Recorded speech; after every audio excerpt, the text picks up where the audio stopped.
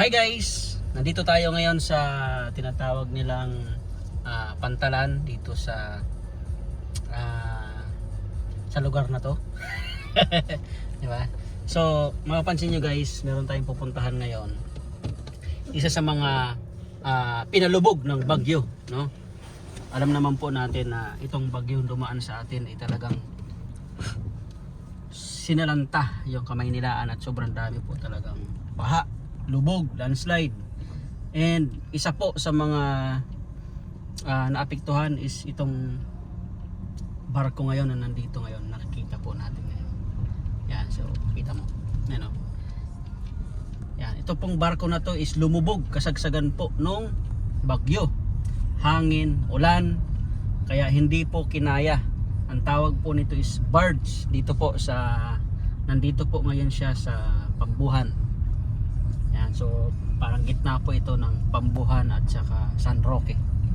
Yan, dito po sa seaport Pambuhan. Yan. So mapapansin po ninyo until now, hanggang ngayon po ay hindi pa rin po naiaahon itong barko. Kasi po meron po siyang karga. Meron pong karga na mabigat.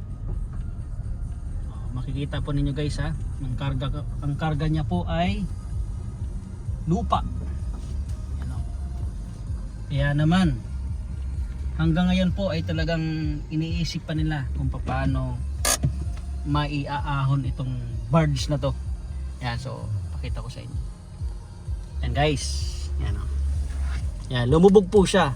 Hanggang ngayon hindi pa po natatanggal yung laman. Ayan, hindi pa po siya natatanggal. And lubog po talaga. Kaya hirap po silang i-rescue. Parang ubos na itong itong barge na to. Ayan, hirap po silang i-rescue. O, diba? Imagine mo. So, sobrang bigat siguro niyan. Diba? Sobrang bigat. Labas tayo guys. Check natin, tingnan natin guys. Yan. Tingnan mo guys. Diba? Yan, birds. Sobrang lubog niya, lumubog. Hindi na kinaya.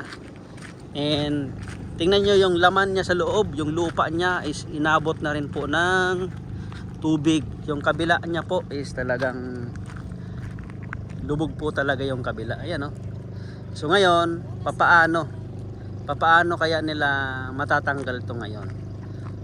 Yan, kaya problema po nila yan.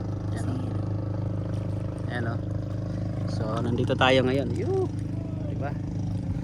Yan, yan, and yeah, guys, dito lang po yan sa Barangay Paninirungan. Yan po, diba? Barangay Paninirungan, dito po yan sa Pambuhan, between Pambuhan and San Roque. Diba? So ayan guys, kaya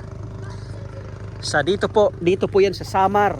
Yan, sa buong Samarinyo po makikita po ninyo itong barge na to. Yan, di ba? Imagine.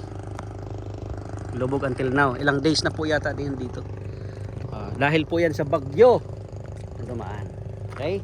So that's all guys. Thank you so much, and heart, comment, follow, subscribe our videos. Thank you.